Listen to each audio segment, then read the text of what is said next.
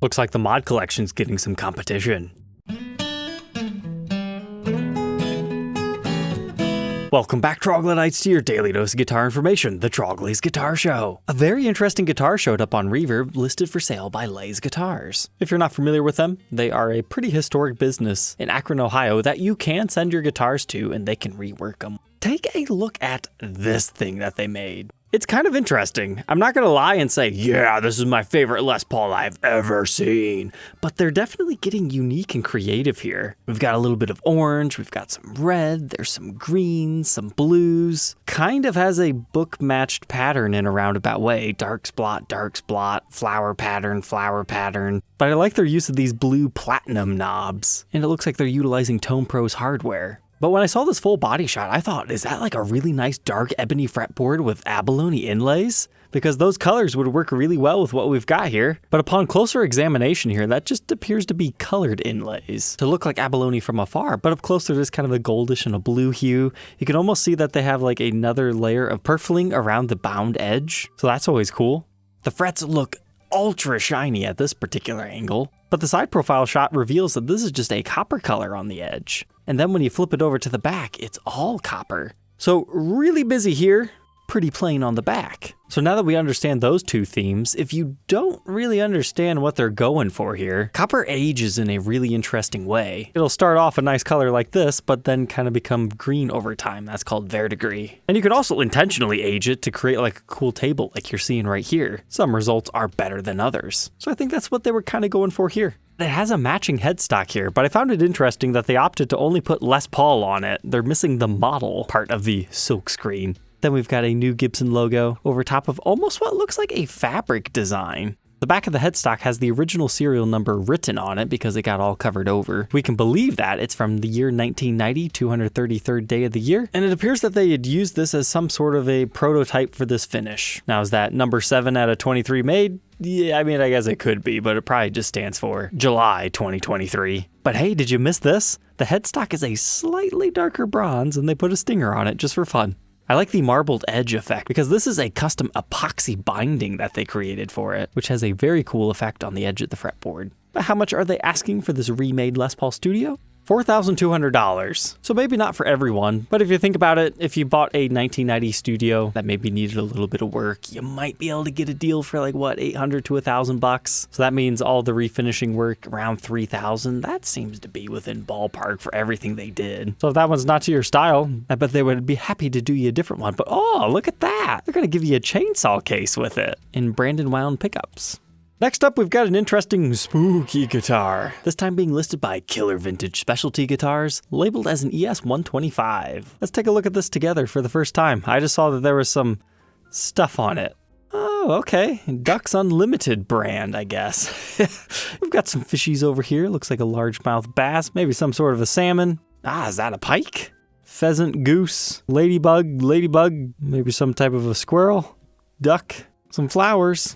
Kind of strange, childish cartoon tiger/cat. So now we've taken a closer look at it. How do I feel about it? It wouldn't be my choice of stuff to put on a guitar, even though I do like animal-influenced instruments. But what I really like about this motif is the fact that it's a really nice, warm autumn feeling. It's perfect for our season. And you'd certainly get a lot of questions about this thing. But it looks like we're rocking original P90 pickups, dog ear in style. You've got an ABR1 bridge, original knobs. The back of the body does not have any other additional stickers, and we're rocking the original finish. But our tuners have been upgraded, which is more than likely a good thing, but ouch! What an unfortunate headstock chipping right there. You lost some of your serial number. You also get a case with it. How much are they asking? That's a lot of mojo for only $2,300. Those must not be the original P90s. Huh, maybe they are. I don't know. Not really much of a description. Nothing else really looks super replaced. In fact, you don't see the double pickup variation too often unless it's a thin line. So now I'm wondering if it started with just one pickup and then somebody added the other one. But I would mark that as a kind of cool vibey guitar. But next, check out this one, that buy from Ty listed. It's an SG Supra. These things are pretty cool in their own right because they've got the piezo saddles right here, so you can mix your magnetic pickups with your piezo to get acoustic and electric tones. But I'm just in love with this maple body. It captured that whole double staining effect so well. It's more predominantly white than trans black in most situations. And that's why every single example will look a little bit different, but even I was tempted to pick this one up for a review and documentation and maybe even a spot in my personal collection because it is just that cool. But that's what's great about these Supras is the fact that they have a 2-piece maple body. It's not just a top, it's not a veneer. So you get the continuation of your figuring back here. Kind of an interesting thing to keep in mind. Just because it's not the most figured top in the world doesn't mean it's not going to turn out fantastic. But these things have the weird backplate because you've got a battery compartment in here for your piezo. They also have the Supreme Globe headstock style, but it says Supra. Sadly, no maple neck on these, so your neck finish is black. He's asking $3,900, but he might be open to an offer. Next up, we have a NAMM show display piece from the year 2019. It's called the Yellow Tiger. I vaguely remember seeing this one. It's a Firebird custom that they put a flame top on and gave it this really nice dark yellow finish. Works great with that flame top. It's been all blacked out. Still has the tone sticker. You wouldn't want to remove that. But it looks like somebody's actually played with the electronics and used this. But looking at the headstock, do you see that? It's got a cool yellow grain fill with the rest of it being black. It really reminds me of the Silver Fox finish that Epiphone used back in the 60s. And Gibson doesn't use it all that often, but it works so incredibly well on a Firebird like this. I mean, look at that. Great. I would love to see them do more of this in modern production. And the fact that this is from the 2019 NAMM show, that is a big year for Gibson. That's when they came back, had new ownership, and had a plan. Everybody loved them, and then NAMM shows kind of went away after that too. So it's kind of like the last iconic show before the world shut down. So far, even though it's only been 4 years, that phrase was definitely correct. I still have one of the coolest R9s in my collection from the 2019 NAMM show that you can learn about in this episode here. Hey, looks like this guy's got some good stuff. Crazy quilt custom. And it looks like he thoroughly enjoyed that Firebird.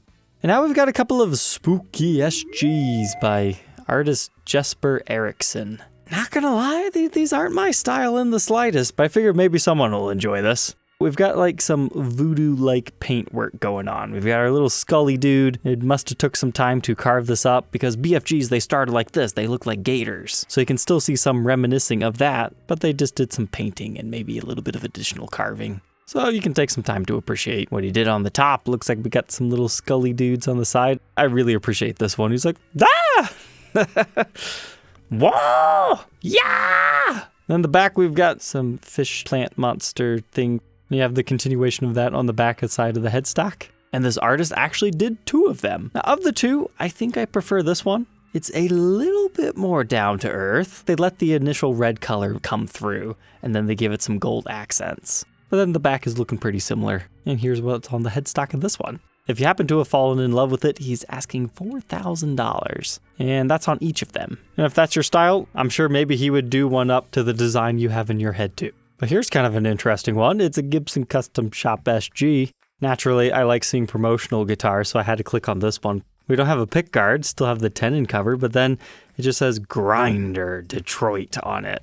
Apparently, that's the name of a band. But as some interesting tidbits behind that band, it's fronted by the forward of the Detroit Red Wings team. So they got these and they used them on stage. In fact, you can see it right there. And the band members had matching guitars. One mustard, one ketchup.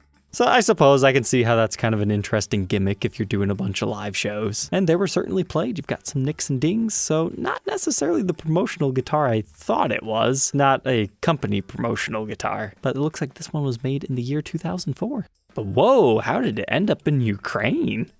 Must have been a big fan. And this is one I'm shocked is still here after a month. So Parkway Music listed a custom shop Les Paul Elegant Silver Flow. Now we had recently documented an all silver flow, and I've had so many people try to buy that guitar from me, but it's like, nope, that one is special. And that's because every silver flow is a little bit different. So this is a more than fair price. But for some reason, this one is just ugly in comparison to all the other ones. And I can confidently say that because it sat on the market for such a good price for a long time. It just has a little bit more predominantly black hue to the finish, whereas a lot of the other silver flows are a little bit more silver and flowy, I guess you could say.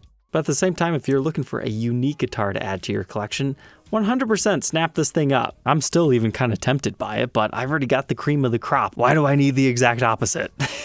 It might play good though. I mean, that's what guitars are all about anyway. The rare elegance. It's important to remember that just because something's rare doesn't necessarily make it extra valuable. There's got to be a demand factor behind it. For example, they also had the Elegant Alloy series that never officially launched. Those are more so collectible instruments rather than something someone would buy to heavily play. And now we have this interesting Gibson ES-335 Studio from 2013. So this thing's actually pretty interesting. Works for Spooky Guitars Month because, hey, basically a giant jack-o'-lantern. Got your black finish, you got your orange, acting as binding, and just has a nice spooky feel. However, here's the thing. This is a 335 Studio from the year 2013, right? So that means it initially looked like this. No, not the Cosmic Stew. How it originally looked with one Dirty Fingers pickup, and you had the option of a trapeze tailpiece one or a stop bar. They had two controls right there. And it's one of the few unbound ES style instruments. So somebody has taken one of those that was originally a trapeze tailpiece, routed out the extra controls, gave ourselves another neck pickup, refinished the entire thing painted on binding, including the nice touch of painting the F-holes. And then we still have the black binding on the neck, but this is a baked maple fretboard. I love how velvety smooth those things are. Then they painted binding on the back as well. So if you thought, hey, blasphemous, how could they cut a control panel? That's because that's just how it started life. They're great if you want to modify an ES-styled instrument. But all said and done, he's asking $1,635. All right, troglodytes, I hope you enjoyed our episode tonight. Don't forget to like, comment, and subscribe, and we'll catch you tomorrow on the next one. Take care.